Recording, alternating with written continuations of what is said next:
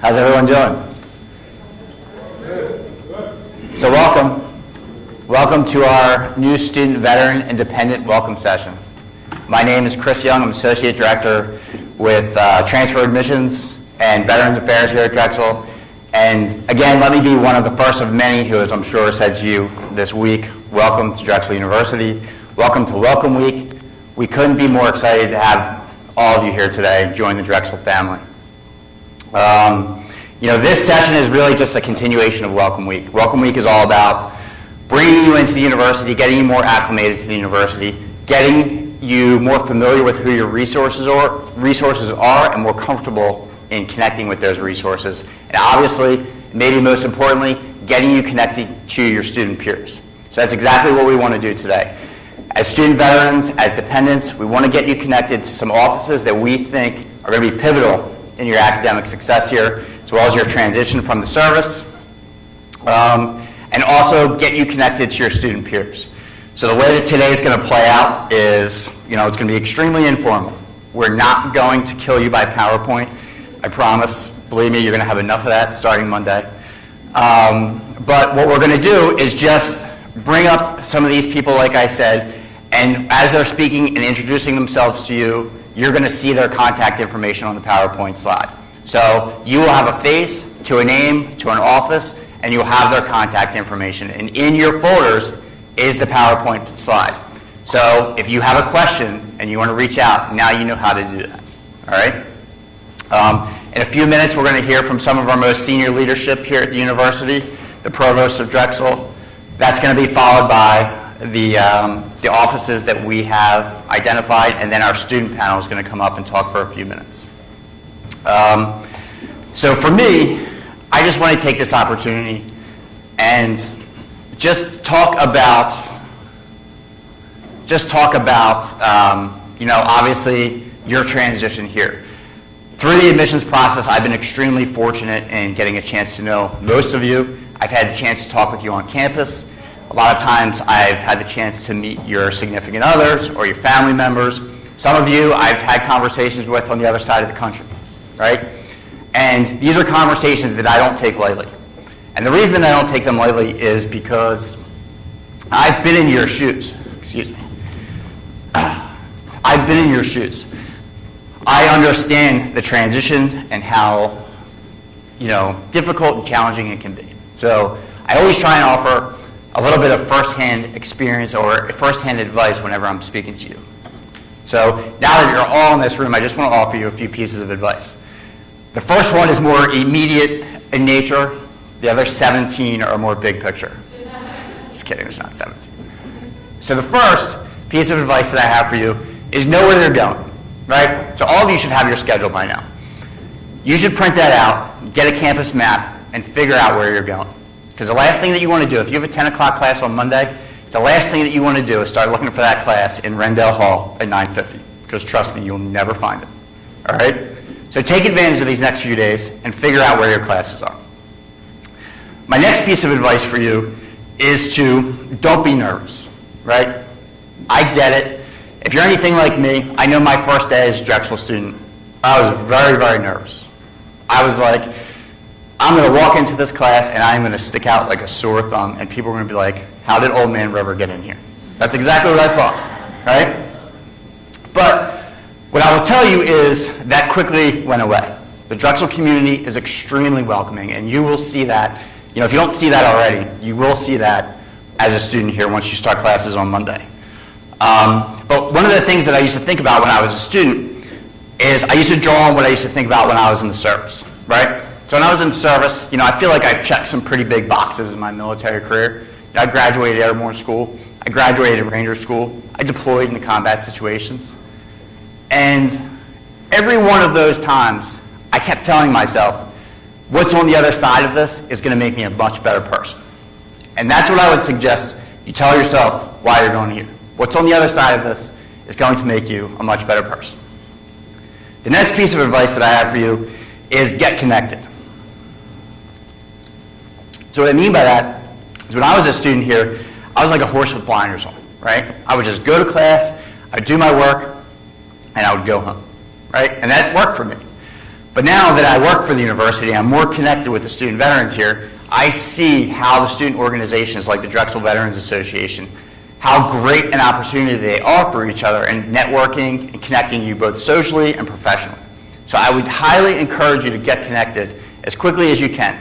But don't limit yourself to just the veteran community or the dependent community, because the university has a lot of things for you to offer.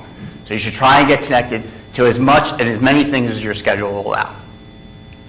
And my final piece of advice is to enjoy this. So you all probably deserve this more than any other student, let's be honest. The sacrifices that you guys have made, you've missed holidays, you've missed birthdays, you've endured extreme conditions, right? For you dependents, you may have bounced around the country multiple times, sometimes even the world, right? Let's be honest. So my advice to you is enjoy this. Take this in and make the most of this opportunity. Because again, what's on the other side of this is a world of unlimited opportunities. I can tell you, as somebody who works for the Office of Veterans Student Services, we are contacted every day by employers who want to hire military-affiliated students. Every day. They want to hire you. So what I mean is the opportunities for you are endless. So just stay focused, stay positive, and trust me, the best chapters of your life are yet to be written. So with that said, I'd like to introduce the University Provost, Dr. Brian Blake.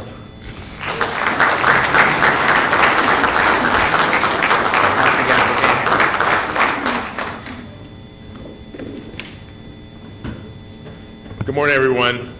It's really cold in here, isn't it? We could have taken just a little bit of this yesterday at the convocation and it worked out well. I don't know if anyone's been deployed at someplace cold, but this couldn't be far from it. So definitely we're going to need your spirit. Hopefully you got an opportunity to take a part of our orientation week. This is absolutely my first, and this is like the best week of the year because there's so much new energy on campus, and I guess we're going to need that in this room to kind of warm it up. So make sure you keep your energy up throughout the day. So you're probably asking yourself, what is a provost? And I can't say that I knew what it was a few weeks before I took the job either, but I'll give you one description. I asked the provost from my past institution several weeks before I started. I said, what is a provost? How should I explain it? And he pretty much told me, he said, have you ever been to the circus before? And I was like, yeah, I've been to the circus before. And he said, well, have you ever seen the gentleman or lady that's riding in on the elephants with the top hat and the cane? And I was beginning to get really excited. I'm like, yeah, I saw that person. He was like, well, that's not the provost. He said, but if you've ever seen the person behind the elephant with the broom sweeping up afterwards, that's the provost. So, as the provost at Drexel, I have the opportunity to oversee all the deans, the faculty, the students, the academic programs. So on behalf of the president, I get to oversee the academic mission. So it gives me a great deal of pleasure to be able to introduce these sorts of events with students that are coming on campus, particularly from your background. So let me get back to the script. So it's a great privilege, like I said, to welcome our new military affiliated students and family members, and also our faculty and professional staffs. I'm not a student veteran or a veteran myself. My dad actually served in the Army for about 7 years, and he was in the reserves for another 5 years when I was, between the time I was 1 and about 10. So I know the sacrifices that are being made just independently. My sacrifice was that I kind of gave up some fishing trips during those weekends, but definitely I know that there's a lot that's there. So I want to wish you the very best at the start of the year. I also want to thank Chris Young, one of our partners in enrollment management and student success, and also Rebecca Whitehall. She gave me a tutorial how to say her name earlier. She said it's wide and tall, so wide and saw. But when you get to meet her, you'll realize that she's not wide and tall. She's more thin and small, I think. Before too long, we'll pause on campus and get the opportunity to commemorate Veterans Day. We'll honor more than 40 million women and men who have served in the United States Armed Forces, including those who are standing watch today around the world. We'll recognize soldiers throughout the history who've given their lives to keep our nation safe. I don't think there's a better campus where we can actually recognize and actually take note of these sacrifices. I'm really proud that Drexel is a choice for more than 800 student veterans and more than 200 members of their families studying both on campus and also in our online programs, with many women and men in ranks for faculty and professional staff, and they've joined us today also to get a chance to orientate you with Drexel. Drexel has actually historically been very highly ranked as a campus, very friendly to veterans, and that's really no accident. We work really hard at it. I do want to thank Dr. John DiNardo in our office, who actually serves as the liaison for our veteran studies, in addition to things that we do in academic affairs. One example of the institution's history in this is that this university is famously known for having operated 24 hours a day during World War II, and we were home of the Engineering Defense Training Program and classes for the Army Signal Group. Presently on campus, our office gets the opportunity to oversee ROTC. Drexel's task force for Dragon ROTC Battalion has been active for many decades here, and Drexel is very proud to be a top 100 university, actually the only top 100 university in Philadelphia that has a yellow ribbon program. So I say all this to say that this is a really good place to be, and we really want to support you in every way. Chris mentioned just now, but you should also feel comfortable to interact with our Office of Veteran Student Services whenever you have a question or concern, if there's any conflict. I want to offer my own invitation for you to send me an email if there's something that's not quite right, because I want to make sure that our environment is the best possible place for you as you matriculate. So Drexel is a special place. I mean, there's this city is very, I moved here from the University of Miami almost 2.5 years ago. And one thing I found about this, that people used to describe Philadelphia as a place for eds and meds. A lot of institutions in the city. But having said that, I think Drexel is special because we have a really nice, youth-inspired education. You certainly have heard of the Cooperative Education Program. We have 14 schools and colleges, and with that, over 160 distinct programs.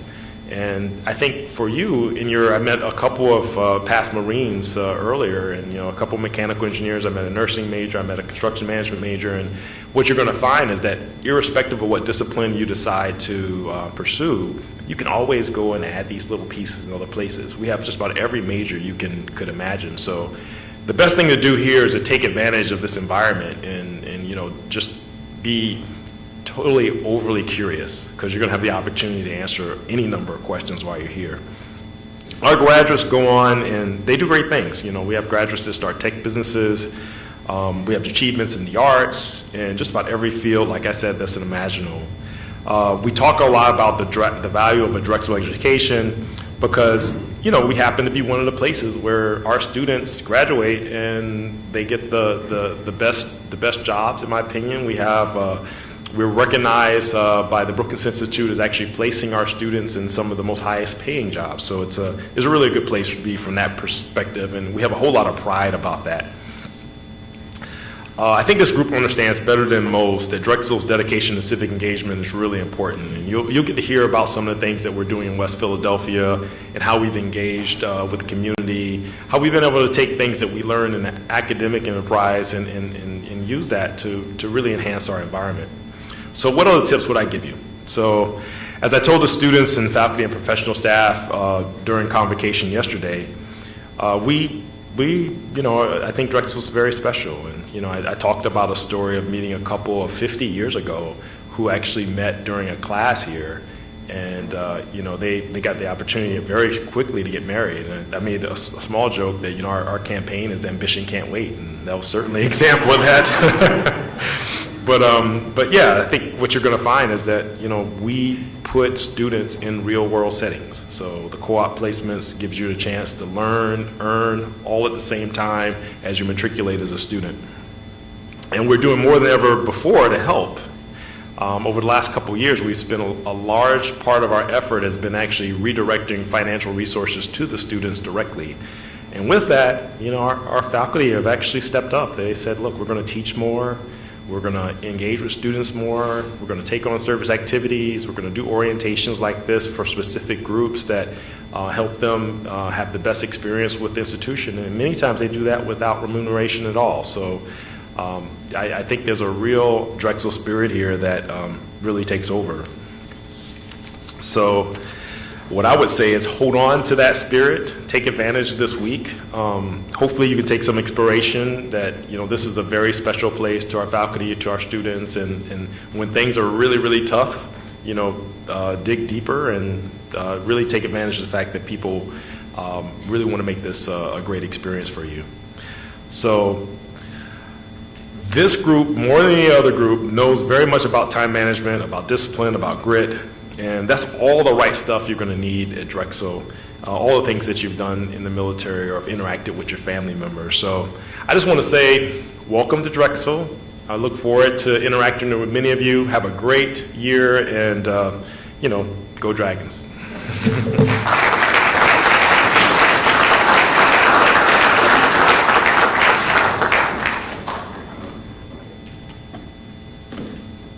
All right. Thank you.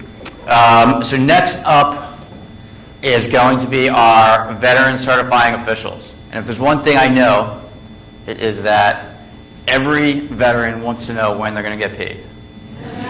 Right? So we are going to introduce Tiffany Mckinney and Brian Morris from Drexel Central. And again, they are our veteran certifying officials. So welcome.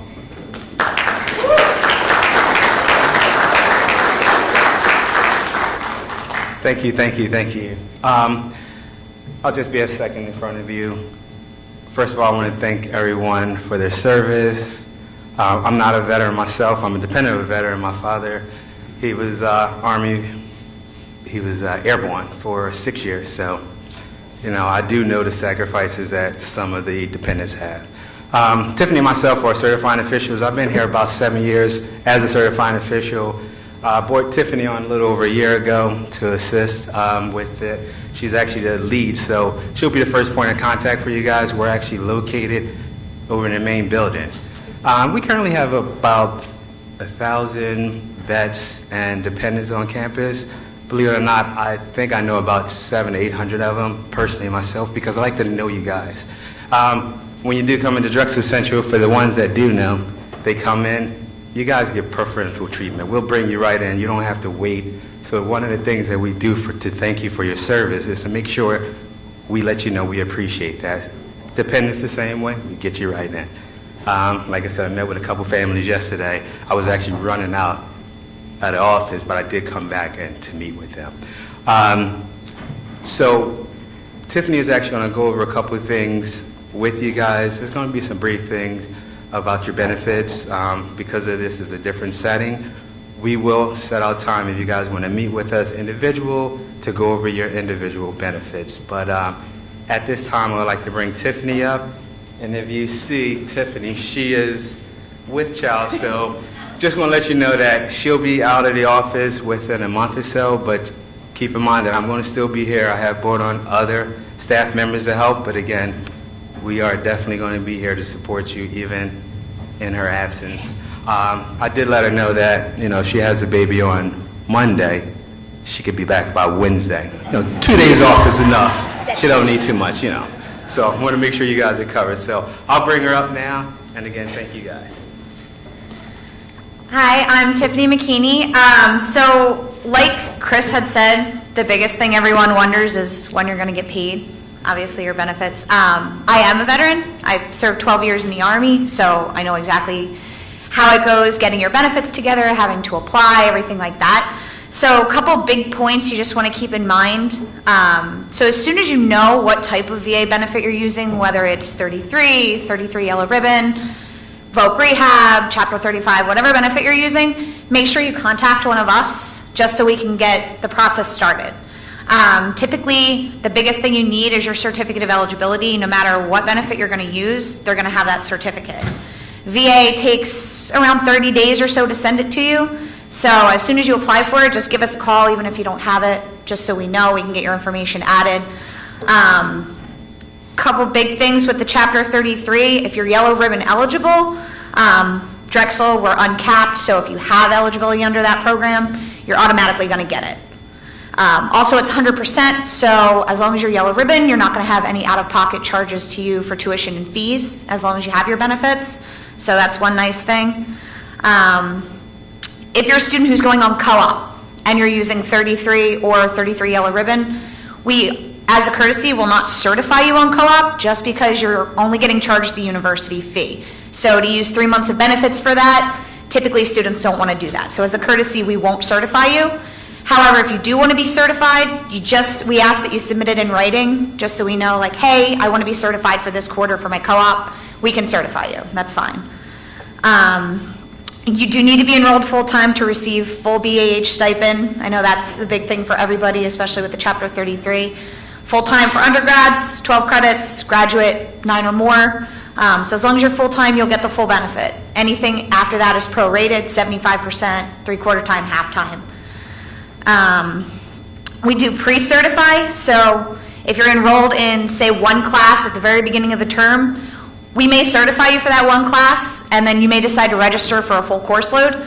That's fine. We can adjust your certifications. Typically, we will go back in the week after the start of classes, which is the end of add drop. We'll re-pull the certifications and make final updates to the schedule, but we can also update your schedule throughout. So you just send us an email or give us a call, let us know. We can update everything for you.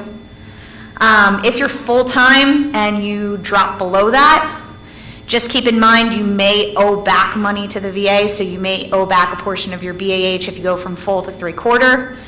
You may owe back a portion of the tuition. So just make sure that you always check with your advisors and you check with us, just to kind of see what the impact might be of your benefits. And then also, if you withdraw from a course, like I said, you may be subject to owing a portion of tuition as well as stipend. Just always check with whoever you have, your advisors, the certifying officials, anyone that you know works with your benefits, works with your schedule. Just make sure you check with them. Sure.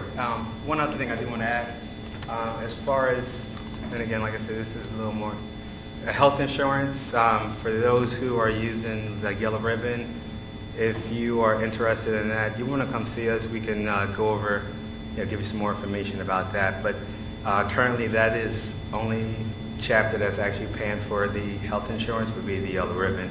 Other than that, you can use TRICARE or whatever you're using, or you can pay out of pocket. But currently, that's the only one that's going to cover that. So, basically, for more information, stop by. Again, we're in Drexel Central, first floor. When you do come in, there is a sign-in board. You can sign in, but just let whoever know, once you sign in, even if there's a line out the door, just let them know that you are a veteran or a dependent of a veteran, and they'll either grab Tiffany or myself or the backup that we have to basically take you right away. So, again, thank you guys, ladies, everyone. Thank you.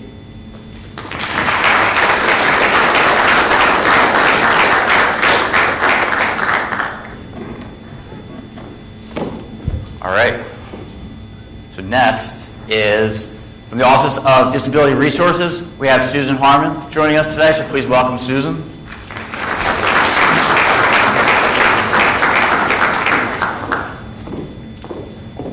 Good morning and welcome to Drexel. My name is Susan Harman. I work with the Office of Disability Resources. I'm just going to explain about some of the resources that our department offers. We work with students from every discipline at the university.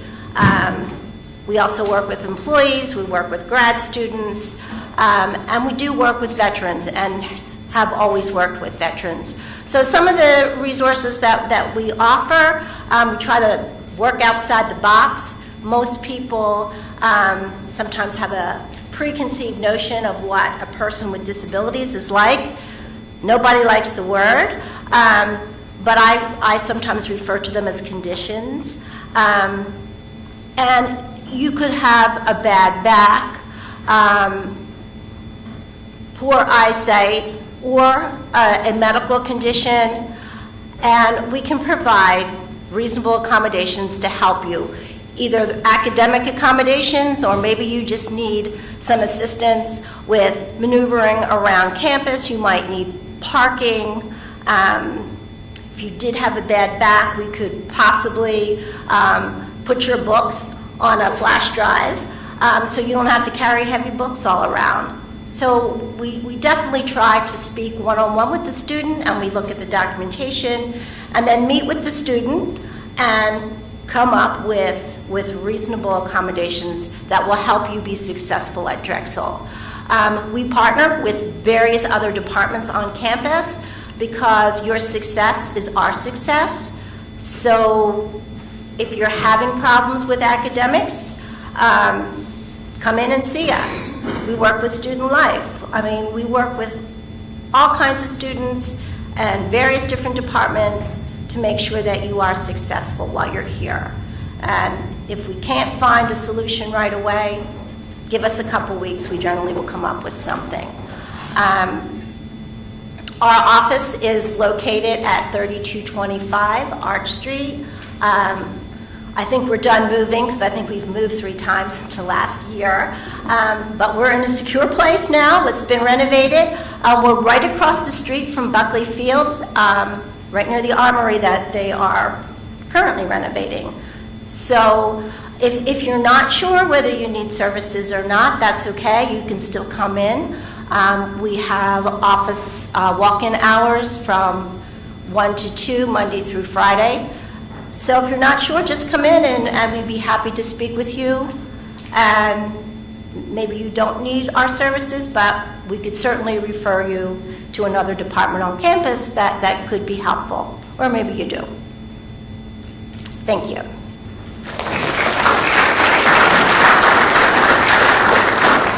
Great presentation. All right, thank you, Susan.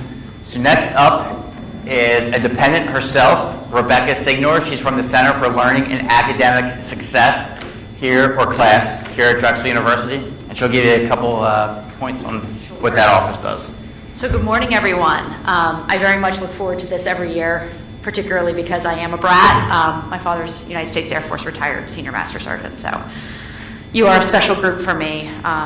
So I'm happy to share a little bit of information today about the Center for Learning and Academic Success Services. It's a very lengthy name. You just have to remember our acronym is CLASS, and that we are here to help you with your academic success. So in the folders that you were provided, there's a lot of information, but most importantly, I think, although everybody else could argue this, there is information about what we do. Essentially, we are a learning center. We provide services to students that help them to excel in their studies, and those services that students take advantage of are our academic coaching, our tutoring, and our workshops. We have a number of other ancillary services, such as our Drexel Autism Support Program for students who may identify as neurodiverse who want some mentorship. But the academic coaching and the tutoring are kind of our bread and butter. We do a decent amount of that. And I want to spend a little bit of time just clarifying the difference between the two. Oftentimes when students are struggling academically or they're thinking they might want to get a little extra support, they ask for a tutor. Typically because that's what we're used to asking for. And tutoring is very effective in that it helps you to master course content. So if you are I was speaking to somebody who is coming in as a nursing student, and we provide tutoring for nursing. If you're coming in nursing and you're in pharmacology and you're struggling with the concepts of pharmacology, definitely seek a tutor for that. They can help you with the course content. However, if what is really going on, if you take a moment and sort of reflect on your learning, if it's really about how you're processing information, how you're retaining information, your study skills, how you're managing your time, that's all information that you can work on, or techniques and strategies you can work on with an academic coach. So there's the sort of difference is tutoring's about the class, academic coaching is about you and how you learn, and how you sort of endow yourself with the skills to be successful. So academic coaching is available to any student, regardless of their year, whether they're transfer, they're new, they're online, they're face-to-face, whatever major. We have peer academic coaches, which means they're students just like you. They are in the trenches doing this work right beside you. They have been trained to talk through different study skills and test-taking skills and time management. Time management's a big thing that people always want to talk about. So peer academic coaches are a great resource. The professional staff will also meet with students and work with you one-on-one on these skills. In terms of the tutoring, as I mentioned, we provide the tutoring for the College of Nursing and Health Professions, both undergraduate and graduate levels. We also provide tutoring for the School of Public Health, particularly at the graduate level. That tends to be their major population. We also provide tutoring for the Graduate School of Biomedical Sciences and Professional Studies, and then for students who qualify for our programs. Now, that doesn't sound like tutoring is available for every single course on campus, and to be fair, it is not. However, there are a number of other learning resources on campus. I think in your folder, we had provided you information about something called the Learning Alliance. So the Learning Alliance is a collection of all of the other learning centers across campus that are available to provide you with assistance. That includes centers like the Math Resource Center. Many of you are going to take math.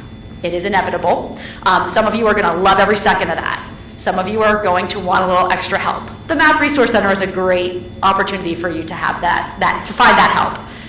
We have a writing center. We have, for those of you who are coming into our College of Computing and Informatics, there is something called the Cyber Learning Center.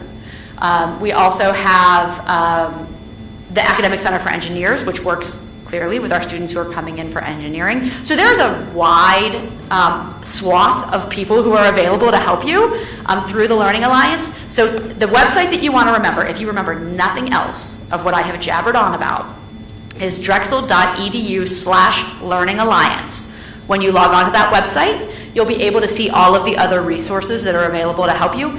Class included in that, and some of our other folks that you're hearing from today, like disabilities resources, like the library. That information is in your folder. It is on the Learning Alliance sheet, but it will connect you with whether you need to make an appointment for these individual places, if you can just walk in, where on campus are they located, because they are not all located in the same building. So that information is all available readily on that website about academic support at Drexel. The other thing that we offer that I do want to take a moment just to make you aware of is that we have a pretty popular workshop series.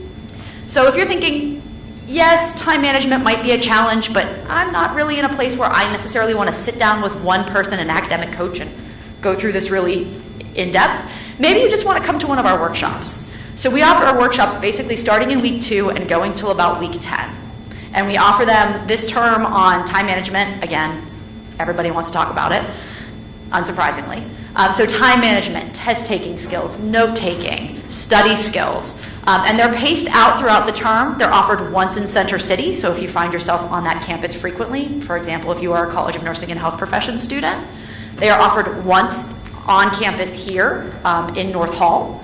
You just need to swipe in or show your ID. They're also offered once online through Blackboard Collaborate. Information about all of our workshops and how to register are on our website, which is drexel.edu/class. Very easy to remember. And you can just register for those, see where they're located, times, and the specific information about each one of them. So that's academic support at drexel.edu, and I'm going to turn it over to Chris, who's going to invite our next speaker up.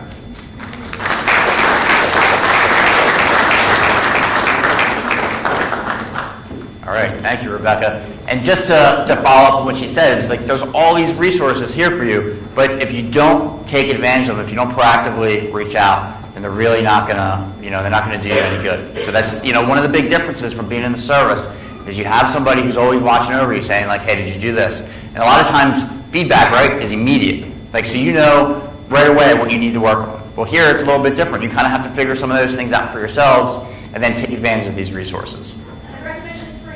And it's free, right?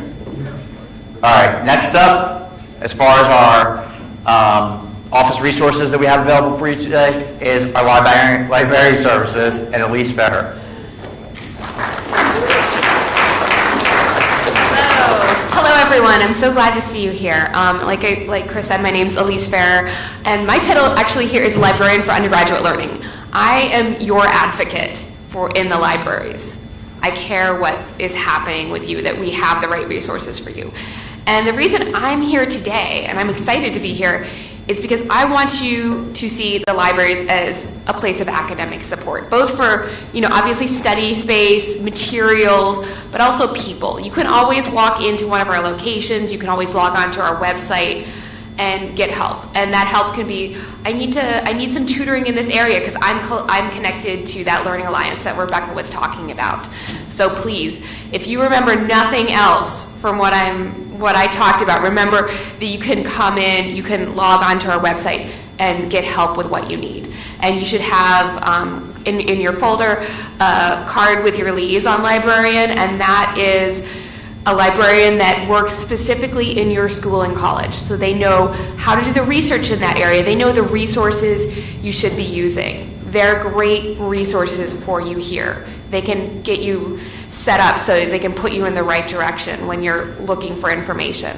Also, you'll see a card that I call the 10 Things card, and that has just some general facts about libraries, because we offer a lot of resources, both in space. We have, I invite you today, if you're going to be on campus later and free, walk down Market Street. We're at 33rd and Market, right across from the Dragon. That's our main location on this campus. We also have a location in Center City. So please, if you're in Center City, we're in the new college building there. So both locations are here to serve you. We also have locations up by the dorms and also at the medical school. So please come in. We're going to be doing an open house today until 2, and then again tomorrow 11 to 2. So come in. We're open after that too. The other thing I wanted to say, and I know this has been a concern, especially right now, a concern for you coming in as new students, textbooks. Textbooks.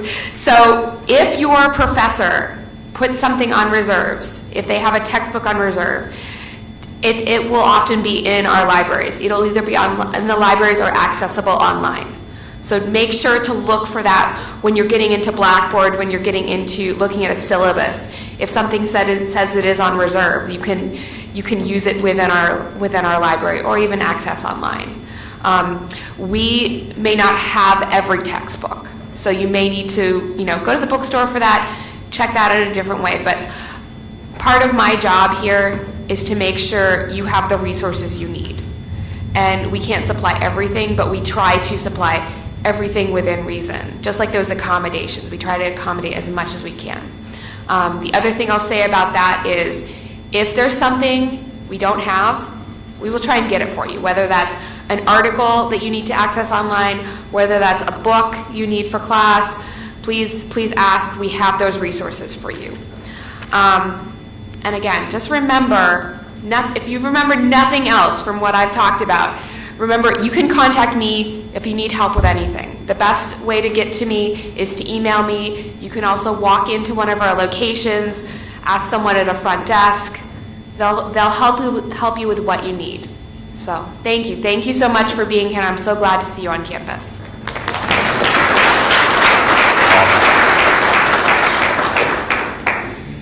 All right, thanks, Elise. So right before we get to the student panel, we have one more speaker for you, and that's Dr. Rebecca Whitehall, who, if anything, yes. Anyone who moves the needle at Drexel for anything military affiliated is Dr. Whitehall. And she will be your biggest advocate for you on campus. So please pay attention and reach out to her if you need anything. Hi everyone, welcome. I'm so happy that you're here finally. We've been looking forward to this day. And I just want to have a special shout out to all of my colleagues at Drexel who donated what we call swag to our event today, and we hope that you get some really great gear to take home with you and start to really feel like a dragon. We love blue and gold around here. So the goal of today is really for you to build relationships with each other, with us, to find out what you have in common, to acknowledge the differences that you have, and really leverage those differences to help one another do extraordinary things. I want to thank all of the military-affiliated students in the room. Your service is truly exceptional. And I hope that you'll benefit from what you receive here at Drexel in preparing you for your next mission in life. There's one thing I have to say, and that's we are now here to serve you. So please remember that and call upon us. I want to acknowledge Chris Young. He has been such a game changer for the Office of Veteran Student Services. So I'm from a long line of folks that served in the military on both sides of my family. My dad talked about World War II until his last breath and just loved every minute of his service. So that really had an impression on me.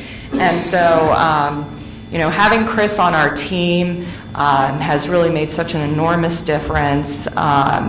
He has handcrafted and executed this event, and I just want to ask that you all join me in thanking him.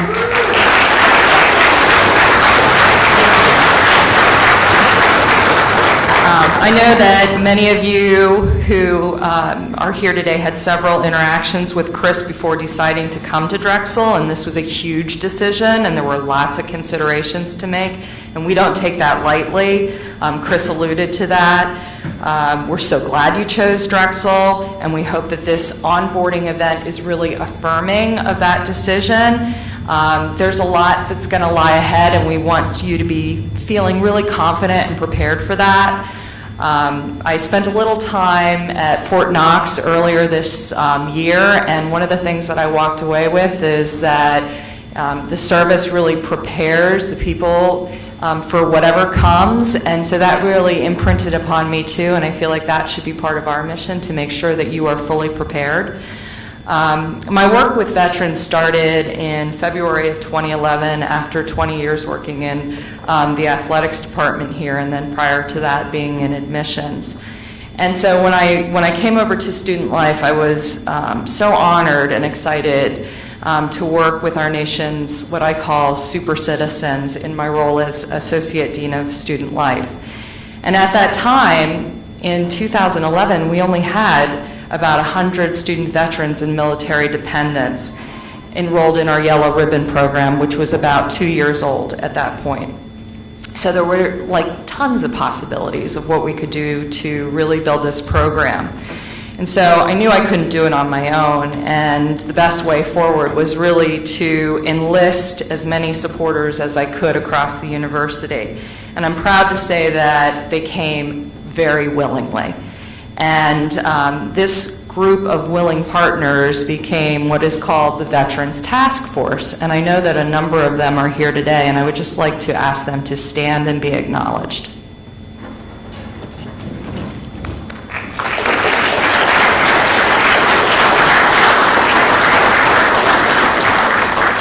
So basically, the task force meets every single month. They're representatives from all across the university that have to do with your experience, and they take it upon themselves to be that point of contact that is an advocate in their respective area on your behalf. We try to be proactive. We try to find out ways that, there might be systematic glitches that we can fix, but we're here to really make your experience as great as it can possibly be.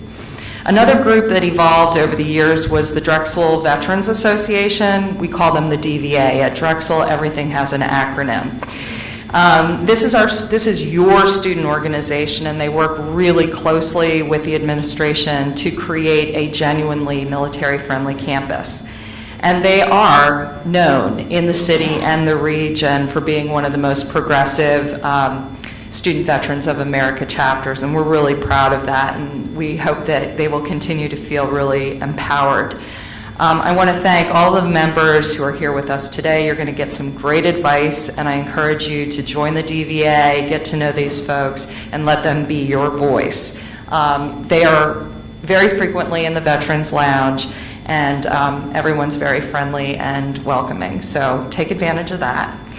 As the years went on, we also had a number of other affiliated groups that emerged, like the Drexel Veteran Alumni Network, so you can take advantage of meeting other alumni. We have events during Alumni Weekend where the veterans come back. Great opportunity for career networking.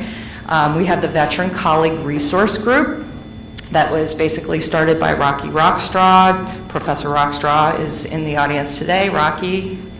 And so he and a number of our other faculty and staff, Jessica is currently the president. Are you here, Jess? I thought I saw you. Okay, she's at the table. But how great is it to know that as a student, there are faculty and staff that you can go to on campus who have also served and can give you good advice and be your mentors. There's also the Veteran Advising Council. Your number one mission right now is to be a student. And so every single college and school has a representative that meets on a monthly basis, and they share best practices about how to work with veterans and understanding how to help them navigate through all of the complexities of the GI Bill and so forth. And then also to find appropriate ways to acknowledge them and help them. You are a protected class. And certainly we respect that. But your advisors are very eager to serve you, and so are your faculty. So if you feel, that you want to express that you are a veteran, I hope that you'll do so, because I think it will be met with great enthusiasm, especially from your advisors. The Drexel dependence has come and gone a little bit. I know that we have a few dependents in the audience today, and I'll be inviting you all to get together. We also have an emerging women's veteran network, and Jade and Holly here are in the front, and so hopefully you'll catch up with them during lunch. The other thing that is so amazing about this institution is our military history. And we have this armory that was built right after the Civil War, and we have the most amazing, robust ROTC program. I can't wait for you to meet Lieutenant Colonel Camacho. He will be at all of our events. And we also have the Navy ROTC program with Penn. All of these groups focus on specific aspects of the military student experience, and they're making a difference with their thoughtful and mission-driven work. But I would say that it is the collective impact of all of these groups that is the force multiplier. Together, we are creating a genuinely military-friendly campus culture and building pride. And we have to be that pride. So while we're very proud of Drexel Military Friendly School rankings, and this is almost for nearly a decade, I guess I should mention that our recent rankings include Victory Media GI Jobs #1 for online education, and #2 for large urban private university. We were also ranked number 65 by U.S. News and World Report's for Best for Vets, and #3 for Military Times Best Cybersecurity. So that gives me enormous pride. But what pleases me even more, and what I'm more deeply gratified, is by the friendships that form because of DVA. I think about the two of our DVA members who met here, and then they end up being in each other's weddings. I mean, this is the real stuff. This is what makes me happy. Seeing families come together at our events, the networking that occurs between an alumni and a current student, and then the partnerships that we build all across the great city of Philadelphia, which is incredibly military friendly. This is where the pride comes from. In closing, I must reinforce one thing: to trust in the way of the dragon. Be there for each other, and never be afraid to keep it real. And I mean that. I say that all the time. You can always tell what's going on with a person, for the most part, if you really pay attention. So don't be afraid to talk to a fellow dragon and keep it real, because together we can help each other. And when in doubt, reach out to Chris, reach out to me, people that you've met here today, and we will help you figure out whatever it is that is on your mind. We have a lot of things that are going to be coming up. I'll be emailing you. If there's one thing you should remember, it's rebecca@drexel.edu. And if I don't have the answer, I will figure out who can help you. You'll hear from me about priority registration on October 30th. You'll hear about our final Friday at Drexel Pizza. It's a fun social every last Friday in the month. In November, we will have probably over a dozen events in celebration of veterans and military families. There will be a big parade in Philadelphia. We hope that you will stand behind the Drexel banner with us. And we'll hope to see you at the lounge. And certainly feel free to stop by 215 Crease. And on behalf of all of my colleagues at Drexel University, we're so proud that you're here. Welcome, and go Dragons.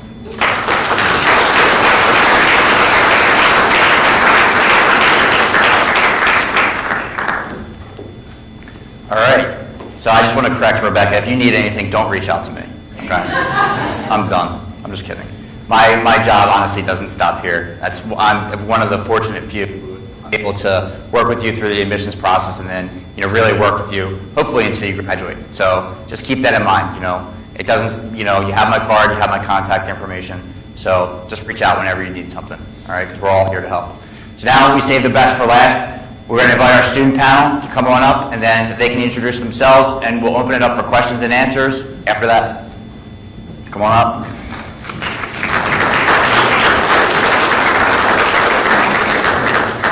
You have to use the mics.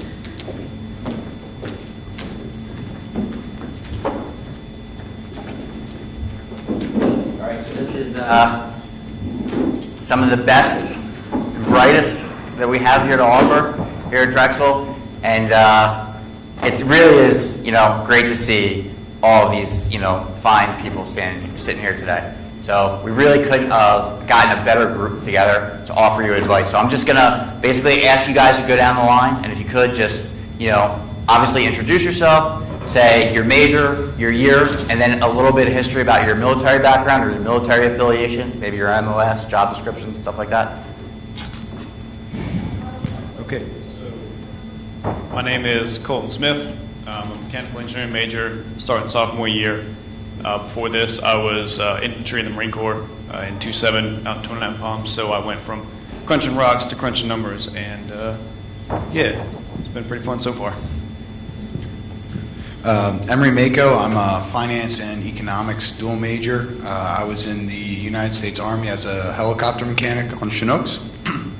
I'm also currently the Drexel Veterans Association president, and we're really excited to have you all here, and thank you for coming out today. Hi, my name is Wesley Tanner. I'm the vice president of the DVA underneath Emery over here. I'm a marketing major. I did 6 years in the Navy, and I was a combat air crewman. Hi, I'm Jade Bates. I was in the Air Force for 5 years as a public health technician. I'm also a public health major. I'm going into my junior year now. So far, so good. Enjoying it. So. Hi, my name is Johanna Brahmbhatt. I'm a Navy dependent, and I'm in biomedical engineering and going into my junior year. Hi, I'm Ray Capati. I'm a junior, about to be a senior, going on co-op. I'm in the School of Computing and Informatics as a cybersecurity major, computing security technology. I spent 9 years in the Navy in the Special Operations community.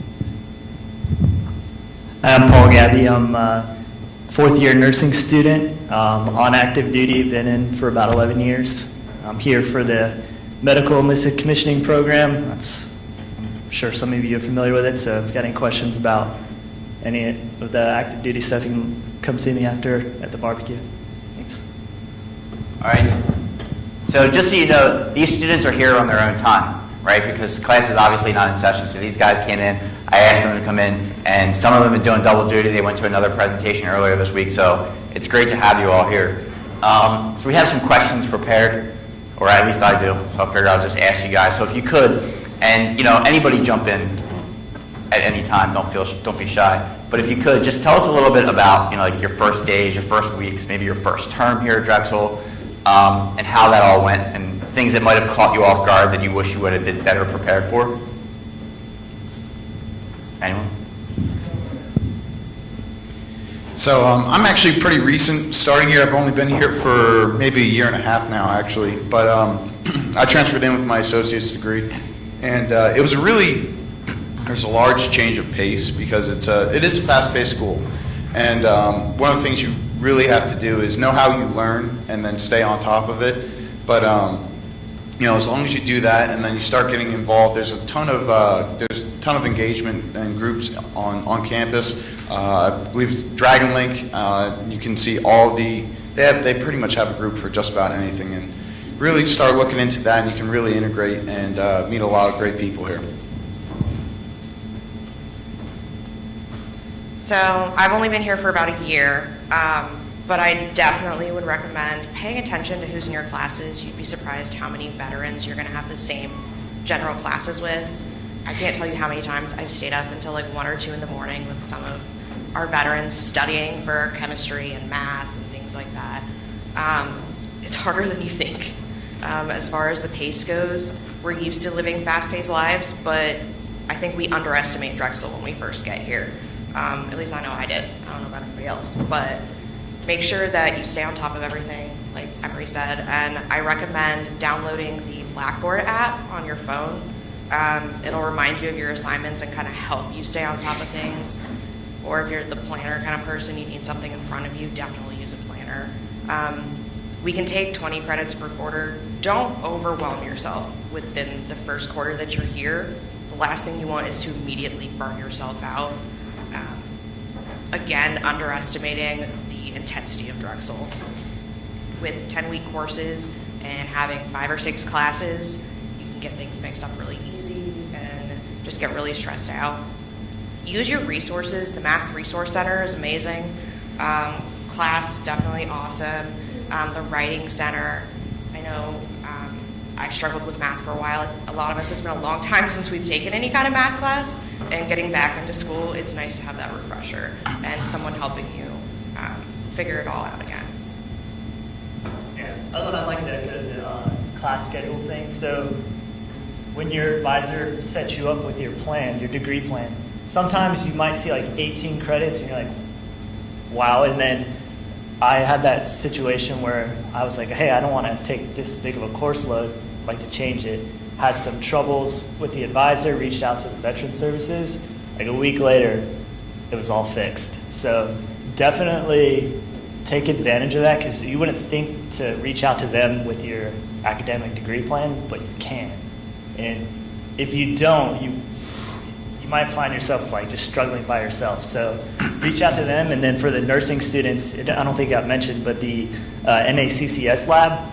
So once you start doing your fundamentals, it's a place where you can go and have like the dummies and you can practice your skill sets. So definitely use that, and then make friends as fast as you can in class, because me personally, I learned better in a group studies. You know, staying up till 2 in the morning, you know, it does happen sometimes, and it's just easier to do it with friends. So use your classmates. Going off of what James said about the don't burn yourself out or overload yourself, I would highly recommend finding something that you do enjoy and finding like a club or some sort of organization that does that, because Drexel's got about 500,000 of them. And I know when I first started, I was, I hadn't taken the time to admit a whole lot of vets yet because I joined like last minute. I was, in math and all that other stuff. Like I hadn't done math in since 2009. And just beating my head against the wall trying to push through. And then I started meeting, actually Wes and I were in math class together my first term here, so I met him and then started hanging out at the lounge, meeting other people. Studying became easier, and then I found, I'm actually in an aerospace club that I found. I ended up spending most of my free time last year in the workshop building this big scale model of an airlock, and then we won this NASA design competition that was really cool. And it helps you find the motivation to continue to do the work that you don't necessarily want to do, so that you can then go and have fun and do the things that you do want to do. It helped me out a lot. I would just really recommend that. You can go on the Dragon link. It's part of the website. Search whatever you want. They're all on there. It's a good time.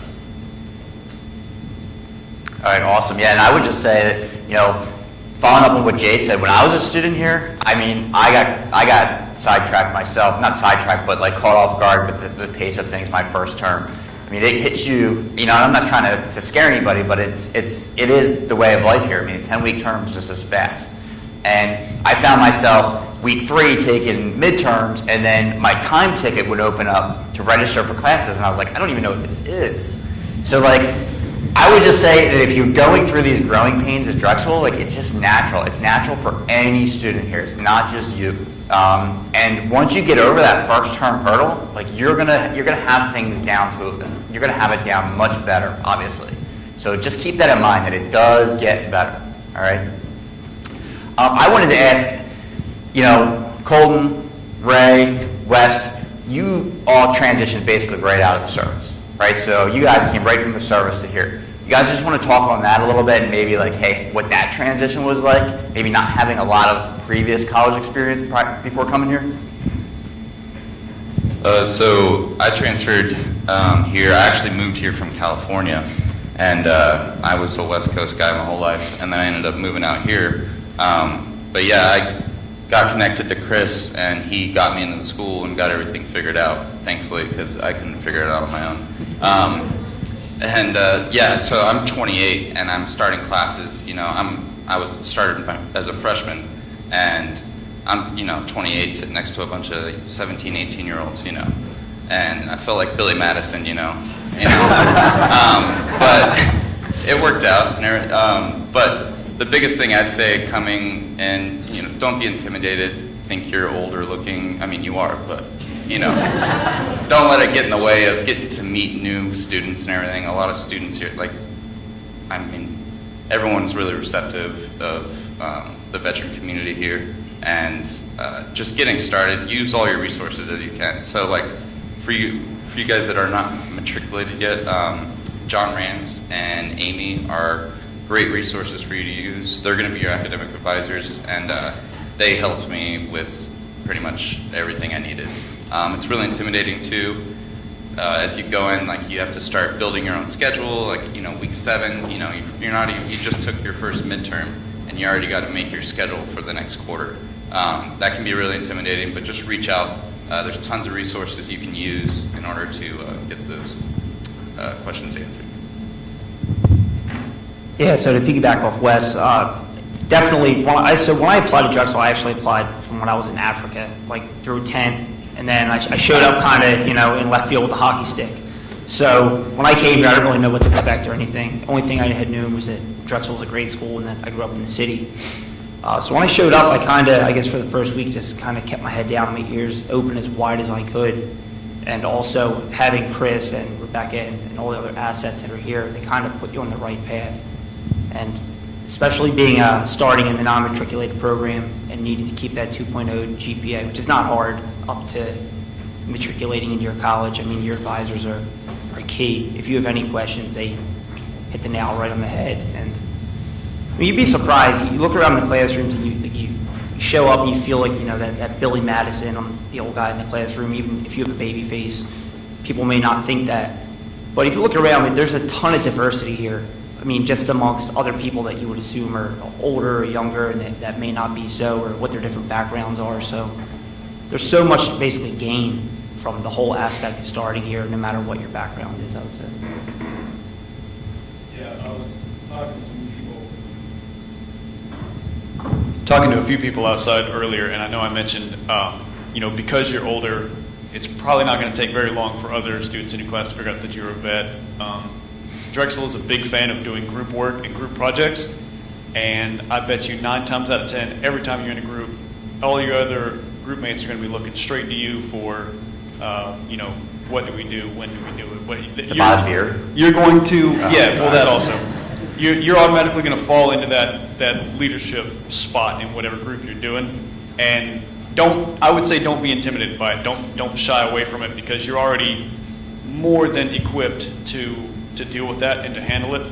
And not only will it help you make sure that you get the grade that you want or that you're trying for, but it'll help you become more comfortable and more active in your own academic success, I guess, for lack of a better term.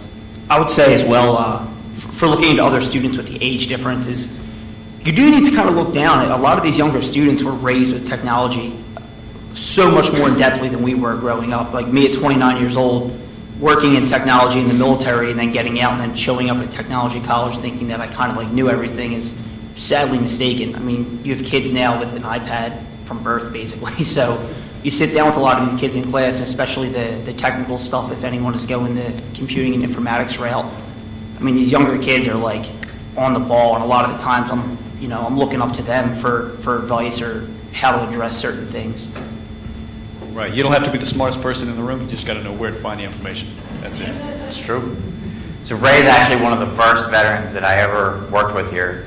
And you're getting ready to go out in co-op, right? Yes. So where are you doing your co-op? So going back into the government world, but I started Lockheed Martin on Monday.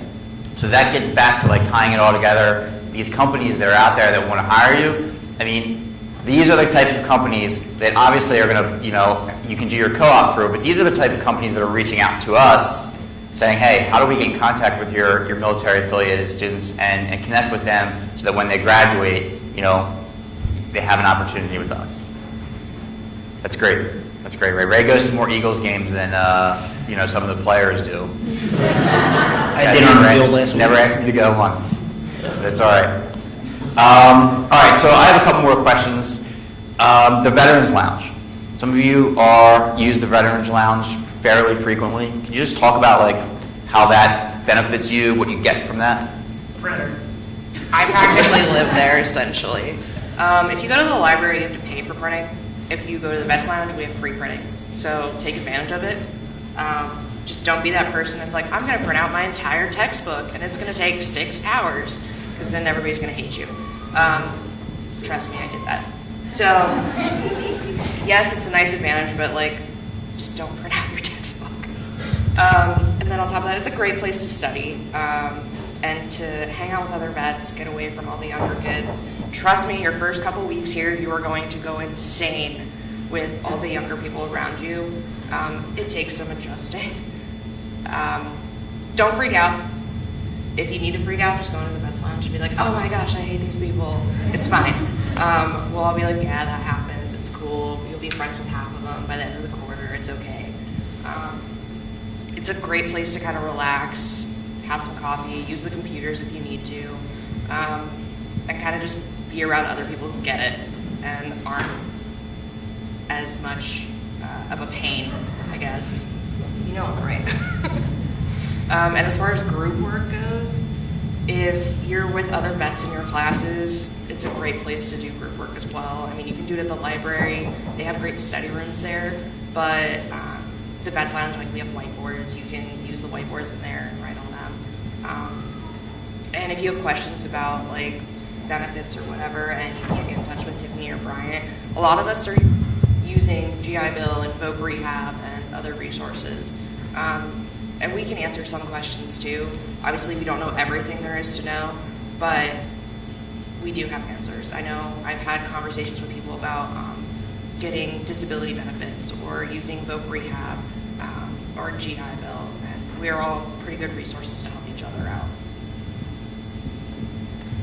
So another thing with the Vet Lounge, it's really another great resource, because when you're going in there, you're going to meet other veterans that might be in your degree path, and you can talk to them, see the good professors out there, talk to them about the course, like what helped you learn this, and so on and so forth. And another thing is the DVA, we have our meetings in there, and we cover things like veterans benefits and VA, and how to go about getting all of your benefits and getting your rating if you're going to get a rating, and so on and so forth.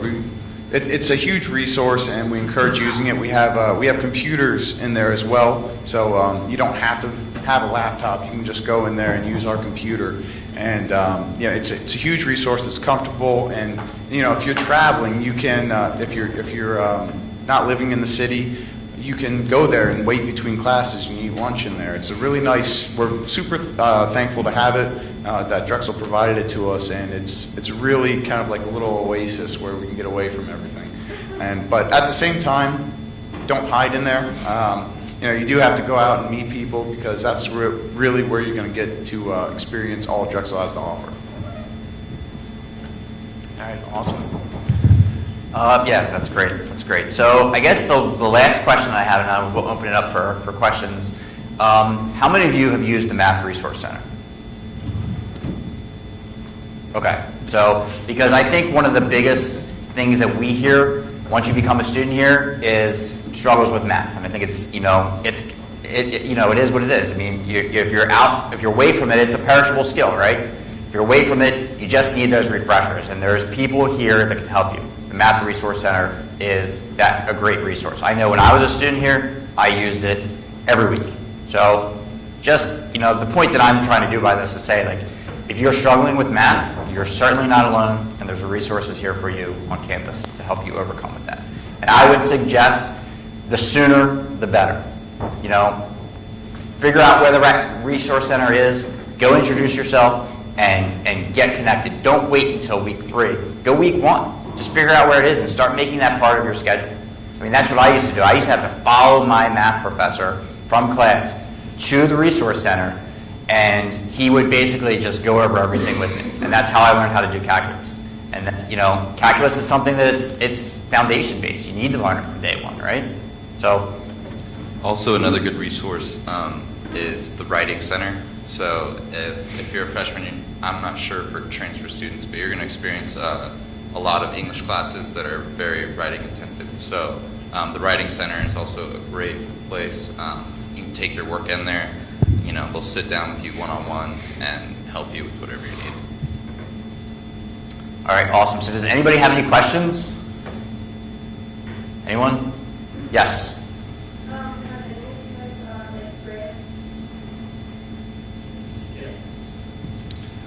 Yes. So part of that, and that's what you're going to be working with Tiffany and all the staff here really knows all of that and what you qualify for.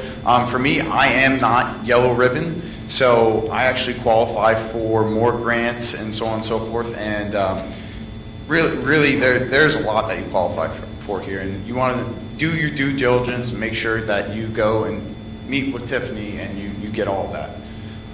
And in your packet, there's actually a page that talks about all the different types of scholarships and things that you can apply to that are outside of the university. So maybe there's a dependent-specific scholarship or a veteran-specific college scholarship that's offered by, Bob's Paints. And those things exist. There's a list in your folder that you can go ahead and you can start applying to those. And as the DVA, we have a meeting once a month. It's normally on Mondays at noon, but we're going to reevaluate that and see what's a good time for all the veteran students.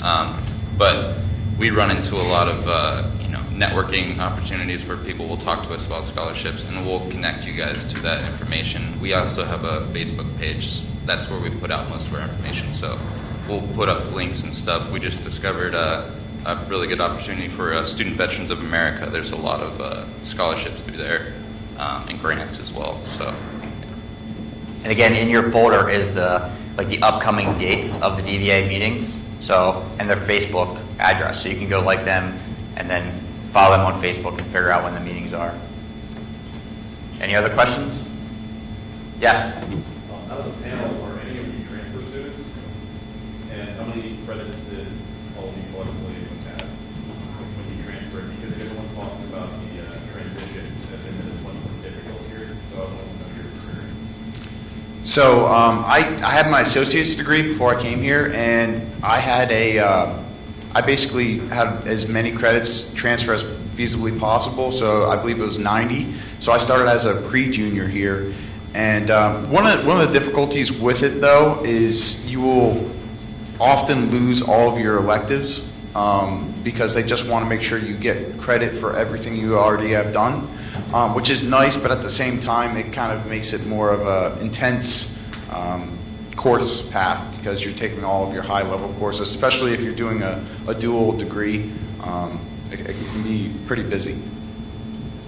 So for me, I got like 80 credits transferred, but I had the same job in the Air Force as my major now. It essentially took up all of my electives. That's where most of my credits went. They took all of my military transfers. And then the general ed classes, they took most of those, but if it doesn't specifically match what Drexel has as the description for that class and what you learn in that class, they're not going to take it. So you'll lose a couple credits, but in my experience, they took pretty much everything that I had. And they will sometimes kind of finagle it for you because they'll be like, all right, it basically is the same thing, so they will. If you see your advisor, talk to them, and they will do their best to make sure you get as much credit as you can. I also came in with my associates, and I pretty much got all my credits transferred. Work with your advisor specifically to talk about the ones that are a little wonky. Sometimes you have, honors classes or something that doesn't exactly match up, but really work with your advisor, and they'll make sure that as many credits can transfer as possible. Don't be afraid to be annoying. Seriously. That's what your advisor is there for. If you need to call them 80 times a day, call them 80 times a day. Get done what you need to get done and take care of your own academics. Put yourself first, because they have hundreds of students that they're taking care of. They might write a note about, I need to call this person back, and they'll have like 80 sticky notes or something. Don't be afraid to be annoying and call them and be like, hey, I know I talked to you yesterday, but let's talk about this again, because they'll be more than happy to sit and talk with you. At least I know my advisor is definitely wonderful. And most of them really care about helping you as much as they can. Emails. Email them like nonstop. That way you have something to show too, like, hey, I'm contacting you. You know, sometimes phone calls, they get missed or they don't transfer the message. Emails, because they always get back to you. I haven't had any advisor not get back to me almost within the day, unless they're out of the office. They will get back to you. So email them. That's the best way to contact your advisor, and pretty much professors, anyone here at Drexel. Also, if you're having a problem with professors, just as an FYI, if they're not responding to emails, if they're not being very helpful or anything, talk to your advisor. Be like, hey, I'm trying to get this stuff done. I'm trying to contact my professor, but this person kind of sucks right now. You never know what they have going on. Your advisor can help with that. So I know we don't want to be like, oh, this professor sucks, but sometimes it happens. Sometimes they're busy. They have things going on in their life just like we do. And they're not getting back to you and they're not being helpful. Just let your advisor know, and they can work with you on that and try and get in contact with that professor and help you in whatever situation you need. Any other questions? Yes. Once you matriculate into your major, like what changed? Like what changed for Yeah, he's in the transition program. So one of you guys want to answer? So it depends on which major, like which college you'll be going into, but usually I know like when I transitioned into the engineering college, my minimum GPA requirement was like a 3.0, and you know, then also you don't have, when you're in the transition program, there's a time limit, like you have to matriculate by a certain, I think it's like 3 terms or something, you have two terms. And then once you matriculate, then you know, you don't have to worry about that anymore. All you really have to worry about is your new GPA requirement or whatever that they have. But again, it depends on which college, which major you're matriculating into. Also, a big thing for your first 2 quarters, you'll see that like Amy and John are very helpful. You know, Goodwin College is like one of the best resources for you while you're transitioning. But you kind of have to wean yourself off of all that help as soon as. I mean, it'll still be there, but they're no longer your academic advisors, Amy or John. You're going to go to, so I went to LeBeau, and they have like 12 academic advisors, and each academic advisor has like probably 100 students, I'm not sure, but you know, so they're a lot more busy. It's harder to get appointments, you know, and stuff like that, but you'll just have to prepare yourself for that. But besides that, there's not much change.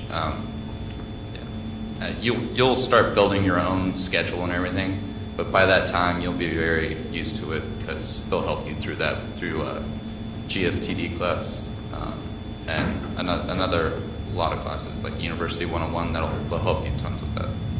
Wes, did you change your major? Yeah, Math Resource Center is great help. They got me to pass Math 105, but I was not digging math, you know, I'm not a numbers guy. So I actually changed my major from business and engineering to just marketing. But I did that after my first quarter.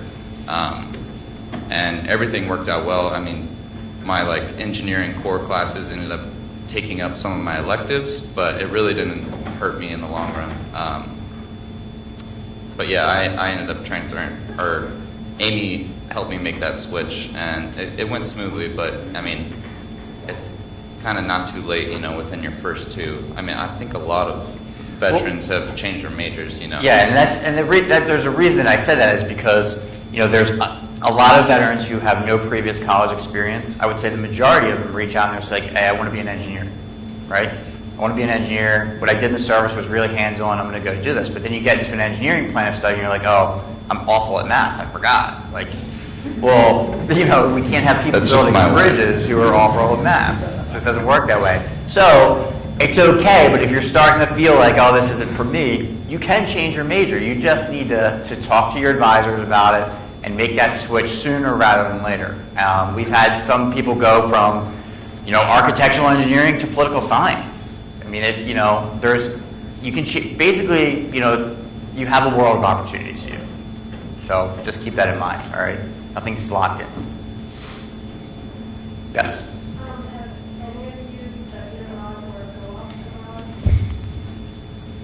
So I actually just got back on Tuesday from Africa. I worked with, it was a consulting course called Business Consulting 370. And the way it worked was it was actually a residency with, have you heard of World Vision? So they're a nonprofit, and what they do is they dig boreholes in Africa. They're in about 13 different countries in Africa, and they drill boreholes for villages that don't have water. And so we took a look at their business plan, and our job was to recommend some new revenue ideas to supplement their company and to help them mitigate their costs. And so that we worked here for the whole last quarter, talking, Skyping with the client, and then we actually went to Africa for about 10 days to go hands-on, see the drilling rigs, meet the teams, so on and so forth. And it was an amazing experience. I don't really know when else I would go to Africa, so it was a really great opportunity. And they have a lot of study abroad programs here, and I would definitely recommend taking advantage of them. You can also get extra money if you do study abroad, just FYI. They have, if you go to their office and you're like, hey, this is what I'm interested in, they can help you with all the application processes. They can tell you what extra money is available as far as like traveling and like housing or whatever. Not that that's like a specific thing. You'd have to ask them what's available for where you're going. But you can also find your own co-op as well. And whether that's international or in the States, doesn't matter. It doesn't have to be something that they have posted. If you find the right internship or fellowship or whatever, if you're master's, you can take that to them and be like, hey, this is what I want to do. This is where it's at. Help me plan accordingly. And they'll work with you 100%. Awesome. So I think what we'll do, yeah, Mike. One last question, please. So I'm interested in depending on you from a situation where your benefits are about to run out and what to do then.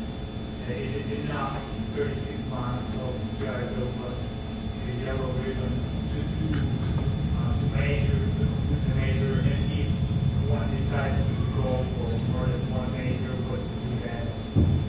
So I can answer that. I mean, believe me, I get asked that question all the time, specifically from people who are coming who have no previous college experience, right? So if you just look at your post 9/11 GI Bill, your post 9/11 GI Bill is 36 months of coverage, right? I'm going to pull up my calculator here and do some math because it'll make sense, right? So it's 36 months of coverage, right? But it's in days. So every day that you're enrolled in class is a day deducted from your GI Bill, right? So 36 times 365, sorry.